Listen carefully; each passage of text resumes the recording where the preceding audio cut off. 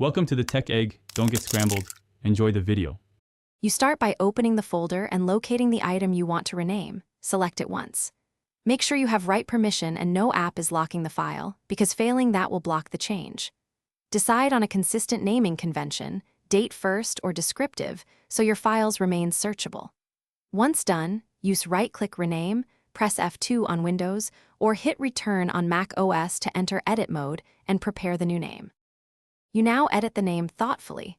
Do not alter the file extension unless you know the consequences, because that can break associations.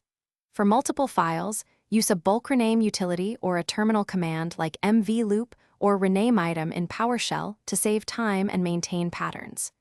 Make sure to preview the new names, and once satisfied, apply the changes in one action so you avoid partial renames. If you need consistency, use incremental numbers or timestamps. You finish by testing the file or folder.